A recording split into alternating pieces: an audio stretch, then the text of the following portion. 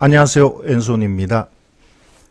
오늘은 서울시의 오피스텔 경매에 나온 거를 같이 좀 검토해 볼까요? 금천구 시흥동의 오피스텔, 아주 작은 오피스텔입니다. 면적이 4개가 똑같은데 4개가 한꺼번에 나왔다가 하나는 낙찰됐고요. 하나는 취하됐고 2개가 경매 진행 중입니다. 비교적 저렴하죠. 작고 저렴한데 이걸 이제 소액 투자로 적합한 것 같아서 여러분에게 권하려고 합니다. 들어가 보겠습니다. 이제 이미 낙찰된 거는 1억 1,300에 낙찰됐고 지금 2번 유찰된 거는 1억 또 9,800인데 1번과 2, 3번은 이미 낙찰이 됐다가 낙찰 받은 사람이 포기한 물건입니다. 1억 2,300대 1억 4,700에 들어왔었네요. 단독이었는데 1번도 마찬가지였습니다. 둘 다 단독으로 들어왔다가 포기했는데 아마 너무 높은 금액에 낙찰 받아서 포기한 게 아닌가. 그래서 다시 할 때는 아무도 안 들어왔고요. 2월 19일 날 세 번째 경매죠. 64%에 9,856만원 최저가입니다. 주소는 시흥동이고요. 5층, 1번은 3층입니다. 두 개 다 면적은 같고요. 사진에서 보이는 이 건물은 대로변으로 보이고요. 비교적 깨끗합니다.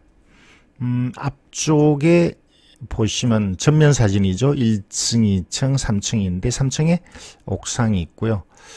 이따 말씀드리겠습니다만 뒤쪽도 옥상이 있는데 전면이 무지 넓은 대로입니다. 좀 시끄럽겠죠. 옥상이 있어서 좀 여유롭습니다만 좀 시끄럽다는 것. 요 복도를 사이로 뒤쪽은 역시 옥상이 있는데 전면에 비해서는 소음이 덜하겠죠. 자, 그 내용은 좀 이따 다시 말씀드리기로 하고요. 자, 이렇게 됐습니다. 생긴 게 요런데, 요게 후면 쪽이죠. 서쪽이죠. 여기가 북쪽이니까 서쪽, 동쪽. 동쪽이 대로변이고요.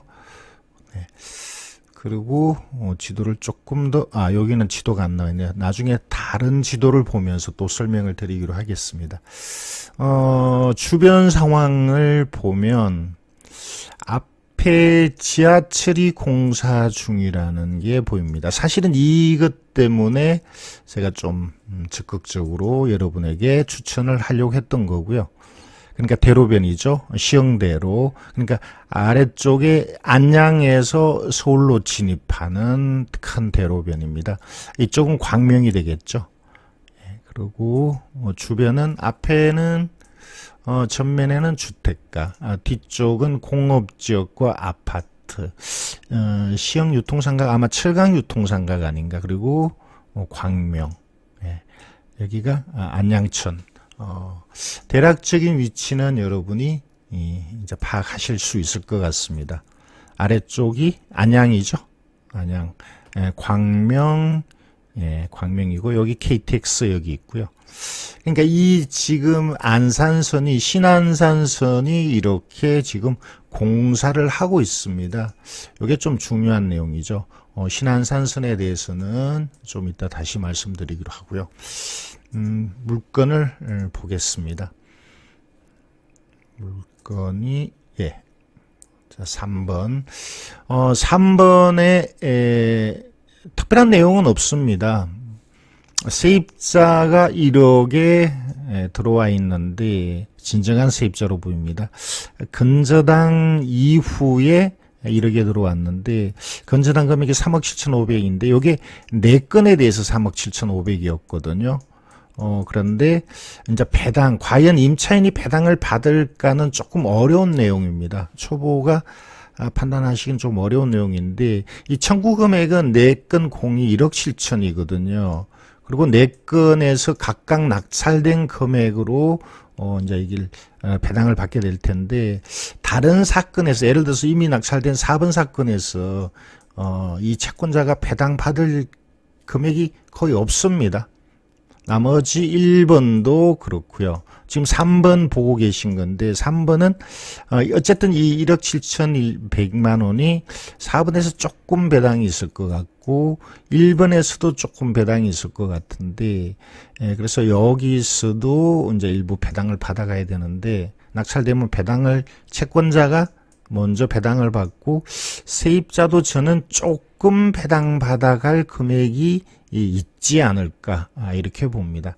어쨌든 배당이 있다면, 이 배당을 왜 말씀드리냐면 배당이 없으면 명도가 어렵거든요. 그래서 임차인에게 배당이 조금이라도 있다면 명도는 비교적 그렇게 어렵지는 않는 그런 내용이 될 것 같아서 배당에 대해서 말씀드렸고요. 어쨌든 임차인은 대항력이 없어서 낙찰자가 물어줄 일은 없다. 그 외에 다른 문제는 없습니다.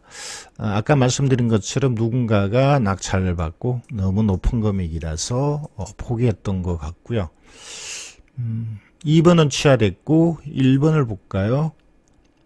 1번 보시면 역시 낙찰되고 다시 진행을 하는데 1번에는 사업자가 들어와 있고요. 그래서 사업자다 보니까 소액 임차인이 해당되지 않아서 여기도 결국 배당이 없습니다만 보증금이 2천이고 월세가 90이어서 보증금에서 월세를 까나가고 있지 않을까. 그래서 여기는 사실은 큰 손해는 없을 걸로 짐작이 됩니다. 여기는 또 하나은행이 1번으로 있죠. 그래서 이게 낙찰되면 1번, 2번, 그래서 임차인은 배당이 전혀 없고요. 배당을 받을 수 있는 준비조차 되어 있지 않죠. 어쨌든 보증금이 소액이어서 여기도 명도는 제가 볼 때는 어렵지는 않다. 이렇게 봅니다.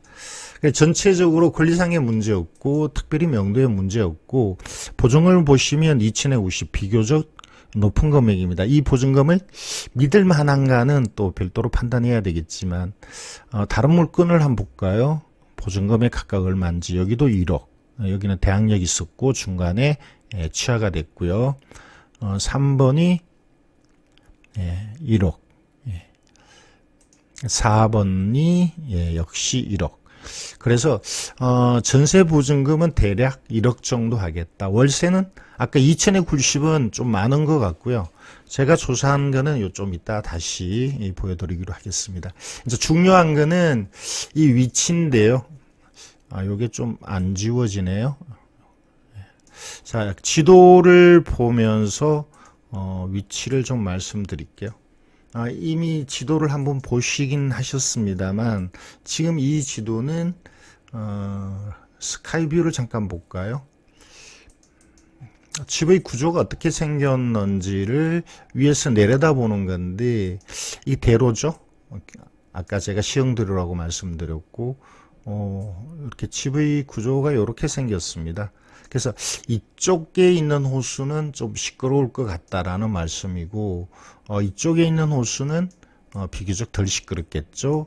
그리고 여기 3층에는 정원이 있다는 거. 여기도 물론 3층에 약간의 정원이 있습니다만, 그래서 여러 개가 나왔다면 이쪽 동쪽보다는 서쪽이 더 낫지 않을까라는 말씀을 드리려고 위성 사진을 보여드렸습니다. 자, 그리고 로드뷰를 볼까요? 건물이 어떻게 생겼는지 좀 보겠습니다. 자, 로드뷰를 보면 여기 노란 칠이 된 이 건물입니다. 대로변에 비교적 규모가 보통이라고 봐야 되나요? 1층, 2층은 상업시설이 있고요. 그 위 3층부터는 오피스텔로 되어 있습니다. 다른 쪽으로 한번 접근을 해볼까요? 저는 이 낙찰 받으려고 하는 물건은 반드시 현장을 가봐야 된다라고 말씀을 드리는데, 현장 가기 전에 이렇게 주변을 로드뷰나 스카이뷰로 보시면 판단하기가 좀 편합니다. 자, 주차는 이 대로변에서 이 뒷면으로 이렇게 들어와서 주차를 하는 것 같고요. 앞에서 보는 것과 마찬가지로 1층, 2층은 상업시설, 그리고 나머지는 오피스텔로 되어 있는 그런 건물이 되겠습니다. 자, 다른 측면에서 한 번 더 볼까요? 어쨌든 이 로드뷰를 여러 가지 측면에서 볼 수 있다는 게 참 좋은 것 같습니다. 지금은 뒤에서 보고 있는 그런 내용이고요. 앞에서 한번 볼까요? 아니군요. 여기는 바로 옆이고요. 대로변에서 한 번 더 보겠습니다. 네. 그래서 접근성이 무지 좋다는 것 말씀드리고 싶고, 후면은 상업시설, 전면은 주거지역, 이렇게 되어 있고요. 또 하나 제가 보여드리고 싶은 게 아까 지하철에 대한 내용이었습니다. 그 얘기를 한번 더 할까요? 이 구독션의 지도를 보면 지하철 이렇게 공사하고 있다라는 건데, 이걸 좀 더 구체적으로 보시려면 미래철도를 꼭 보셔야 되겠습니다. 일단 거리를 한번 볼까요? 지하철 여기 한 요 정도 출입로가 있다라고 봤을 때 여기서 이 건물까지의 거리, 대략 제가 재보니까 지금 여기 가리는데요. 제가 재보니까 대략 한 300m, 정확하진 않습니다만 대략 300m, 그러니까 역세권이라고 볼 수가 있겠죠. 이 지하철이 언제 개통되나를 여러분에게 보여드리기 위해서 미래철도라는 데를 열었습니다. 자, 미래철도 꼭 여러분이 알아셔야 될 사이트인데요. 여기 개통 시기별로 가보면 아까 그 선이 신안산선입니다. 신안산선 때문에 안산의 집값이 또 약간 덜썩이고 있죠. 오랫동안 침체돼 있다가 재작년인가 신안산선이 이제 확정적으로 공사를 하면서 안산의 집값이 좀 덜썩입니다. 신안산선 쭉 한번 보시기 바라고요. 2024년에 개통이라는 이런 기록이 나오고요. 믿을 만한 사이트라서 신뢰하셔도 됩니다. 자, 이렇게 여의도에서 안산으로 가는 노선인데 아까 그 건물이 이쪽에 있었죠. 그리고 이쪽이 이제 서울역까지 연결이 되고요. 이거는 안산 쪽으로 내려갑니다. 그리고 2024년. 지금 2020년 초니까 2024년이면 아까 그 물건을 낙찰을 받고 임대로 가져가면, 이제 월세나 전세로 가져가면 지하철이 개통되는 시점에 좀 더 가격이 올라 있지 않을까라는 것을 기대할 수 있겠죠. 자, 그렇다면 저 빌라 오피스텔의 시세는, 객관적인 시세를 이걸 믿을 수 있을까? 아파트 가격은 판단하기가 참 쉽습니다만, 저는 빌라나 오피스텔의 경우 국토부 실거래가로 좀 객관적인 금액을 판단하려고 합니다. 자, 이 방법을 한번 알려드릴게요. 국토부 실거래가 화면이 뭐 두세 가지가 나오는데 저는 지금 보시고 계시는 이걸 주로 봅니다. 오피스텔 누르시고요.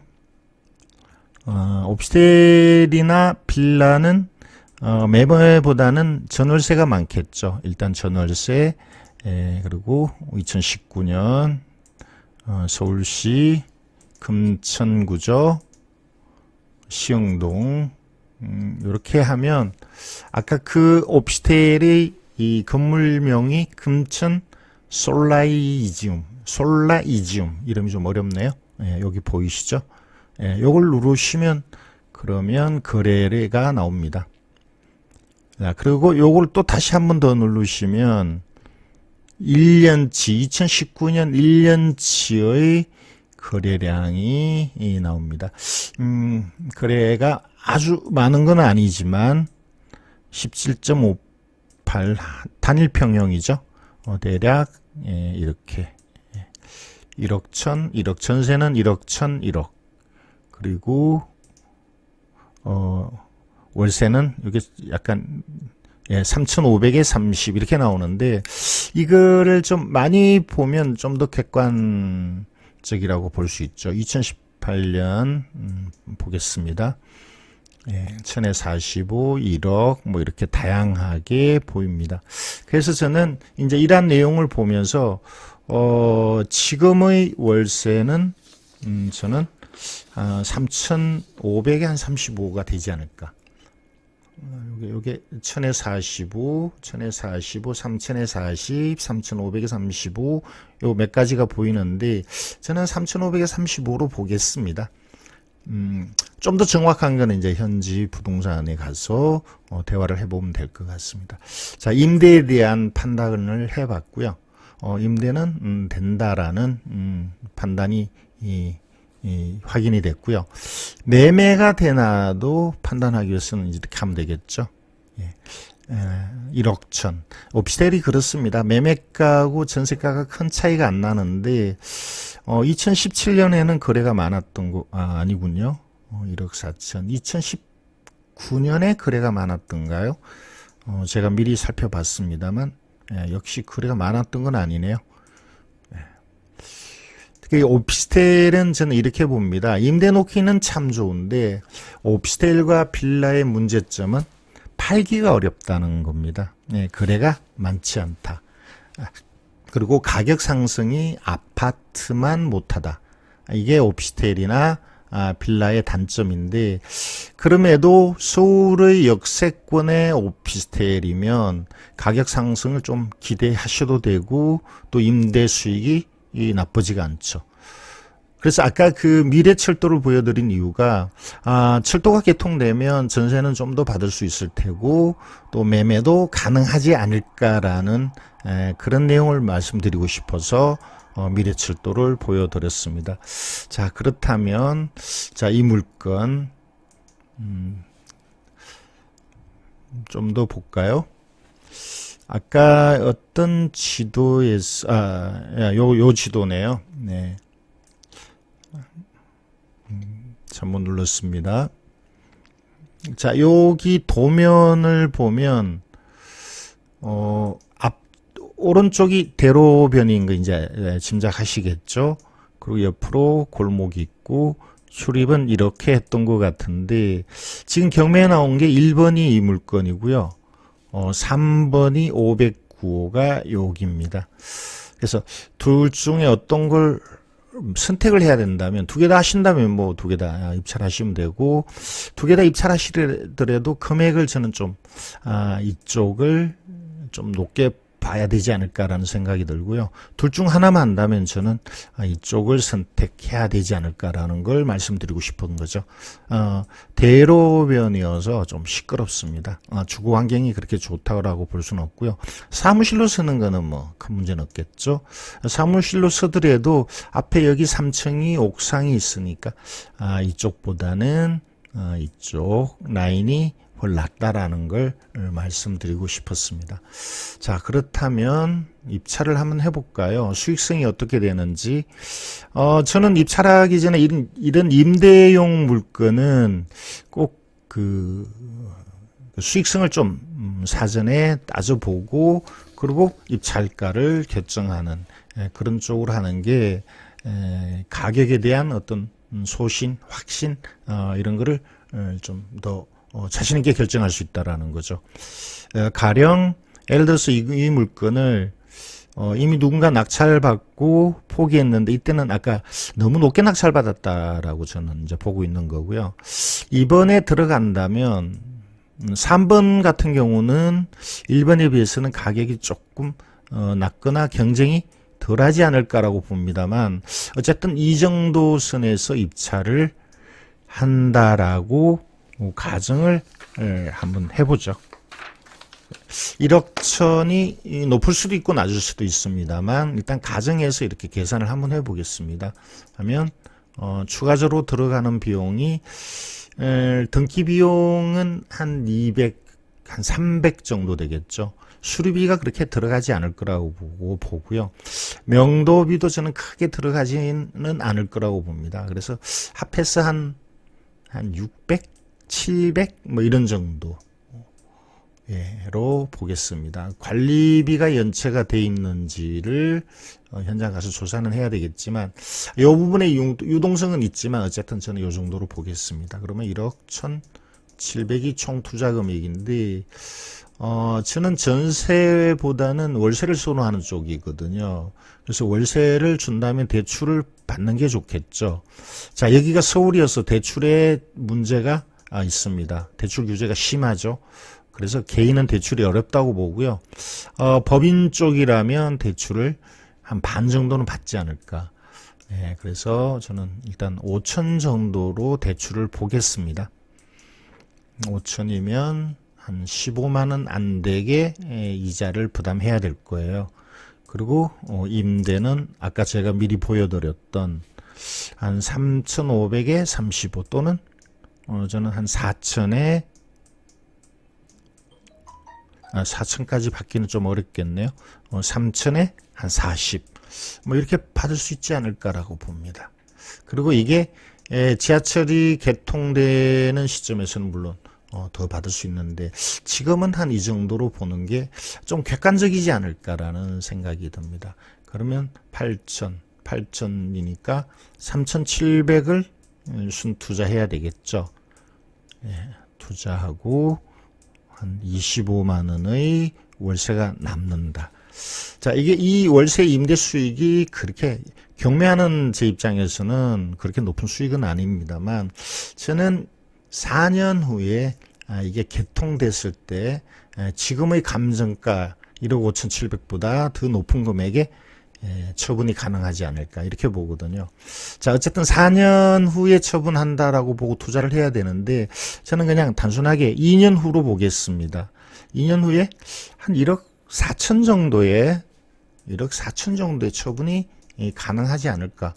물론 좀 더 가져가도 되겠지만 일단 계산을 한번 해보기 위해서 2년 후 처분을 가정하겠습니다. 그러면 매도 수익이 2,300. 그렇죠? 자, 그리고 25만 원씩 24개월. 뭐 소소한 비용이나 세금은 고려하지 않았습니다. 그러면 이게 한 600만 원이 되네요. 예. 그럼 2,900의 수익이죠. 이게 곱하기가 아니고 더하기죠. 예, 그리고 투자 금액은 3,700. 3,700을 투자해서 대략 2,900이니까 3,700 수익률은 한 80% 가까이 나오니까 연 한 40%, 2년 동안이니까 연 한 40%에 가까운 수익률. 저는 대단한 수익률이라고 봅니다. 그리고 4년 후에 처분하는 금액은 1억 4천이 아니라 뭐 1억 6천 뭐 이렇게 될 수도 있으니까 수익률이 좋다라고 보고요. 그다음 매달 25만 원 뭐 큰 돈은 아닙니다만 서울에 투자하는 금액치고는 소액이고 저는 전체적으로 수익률이 나쁘지 않은 그런 쪽으로 봅니다. 그러니까 이 수익률이 나쁘지 않다면 이런 정도의 금액에 들어가야 될 테고 수익률이 정말 좋다면 좀 더 가격을 올려서 입찰을 해야 되겠죠. 자, 여러분 각각의 그 투자 성향에 따라서 이 물건을 하거나 안 하거나 한다면 입찰가를 어느 정도 쓰거나 이제 이런 것은 기본적인 이런 계산과 그 다음에 현장 답사 적어도 한 2번 정도 현장 답사를 하시고 최종 입찰가를 결정하시면 여러분이 원하는 그 이상의 수익이 나올 만한 물건이라고 저는 봅니다. 자, 오늘은 서울 금천구의 오피스텔인데요. 한번 낙찰됐다가 나온 물건을 수익성을 검토해 봤는데 여기서 주의할 거 누군가가 대금 미납하고 다시 경매할 때는 보증금이 20%, 수원 같은 경우는 30%입니다. 20%라는 것 감안하셔서 입찰 보증금을 준비를 하시고요. 적극적으로 투자할 만한 물건이라고 봅니다. 지금까지 엔손이었습니다.